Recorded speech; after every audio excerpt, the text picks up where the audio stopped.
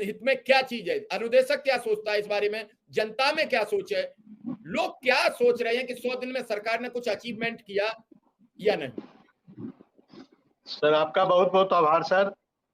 और 25 मार्च को जब योगी सरकार 2 ने शपथ ग्रहण लिया था और 100 दिन का एजेंडा तय किया था, तो उत्तर प्रदेश के अनुदेशकों ने भी एक आस लगाकर बैठा था कि 100 दिन के अंदर जब 100 दिन का जश्न मनाया जाएगा तो उत्तर प्रदेश के अनुदेशकों को भी नियमितीकरण का तोहफा मिलेगा, मानदेय को हटाकर वेतन का तोहफा मिलेगा। लेकिन आज जब सरकार के 100 दिन का जो प्रेस कॉन्फ्रेंस सुनने का अवसर मिला, बहुत घोर निराशा हुई। और एक जो हम लोगों ने उम्मीद लगाकर बैठा था, आज उत्तर प्रदेश सरकार ने उस उम्मीद को तोड़ने का कार्य किया और उत्तर प्रदेश के अनुदेशकों को निराश करने का कार्य किया। सर हम लगातार अपनी मांगों को सरकार के समक्ष रखने का कार्य कर रहे हैं और नई शिक्षा नीति 2020 जो आई है उसमें हमको नियमित करने की बात कही गई है। और ये योगी सरकार तो भारत सरकार का जो आदेश आता है, शासनादेश आता है, सिर्फ उसमें भारत सरकार भारत हटाकर उत्तर प्रदेश जोड़ने का कार्य करती है।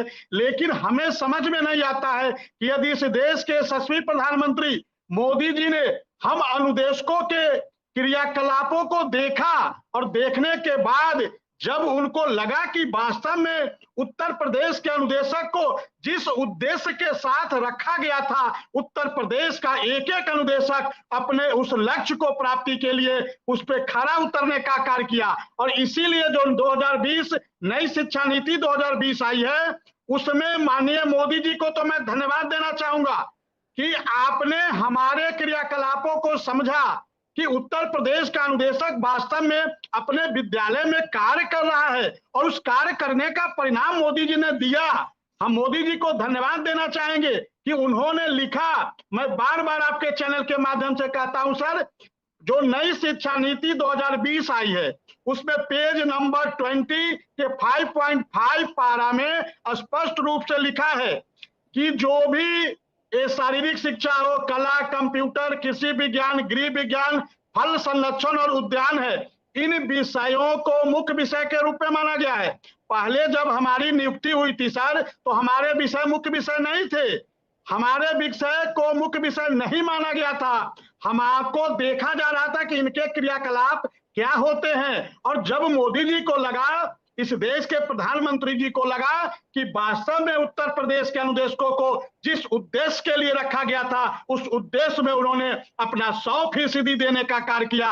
और इसीलिए जो कस्तूरी रंगन जी के नेतृत्व में जो नई शिक्षा नीति 2020 का प्रारूप तैयार हुआ उसमें मोदी जी ने उत्तर प्रदेश के अनुदेशकों के विषय को मुख्य विषय के रूप में माना और उसमें स्पष्ट रूप से लिखा है कि इनके अस्थायी अध्यापक, इन विषयों के अस्थायी अध्यापक रखे जाने चाहिए।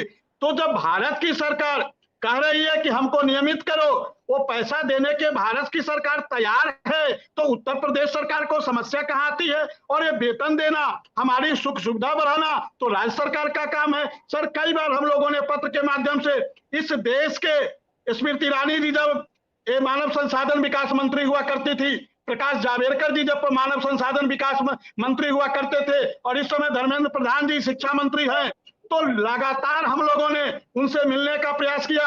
हमें याद है जब गोरखनाथ मंदिर में माननीय धर्मेंद्र प्रधान जी आए थे, हम लोग जब उनसे मिलने का कार्य किया था तो माननीय धर्मेंद्र प्रधान जी ने कहा था कि आपका वेतन बढ़ाना, आपकी सुख सुविधा को बढ़ाना ये उत्तर प्रदेश सरकार का काम है, ये राज्य सरकार इसको करे, हमको प्रस्ताव बनाकर भेजे तो हम तो इसको करने को तैयार है। और नई शिक्षा नीति में हमने तो इसको देने का भी कार्य किया।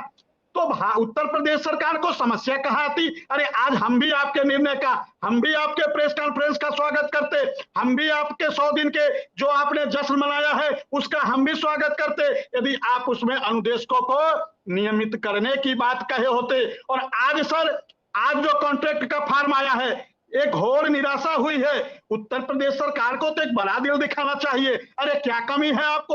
आज आप 100 दिन का जश्न मना रहे थे, आपको तो उत्तर प्रदेश के अनुदेश को तो 11 महीने 29 दिन, अरे जब तक आप नियमित नहीं करते, जब तक आप हमको स्थायी नहीं करते, तब तक तो हमको 11 महीना 29 दिन का मानदेय दीजिए, और आप देते भी हो। कस्तूरबा के विद्यालय में सर 11 महीना 29 दिन का मानदेय मिलता है। तो बार बार मैं कहता हूं कि ये भारतीय जनता पार्टी की सरकार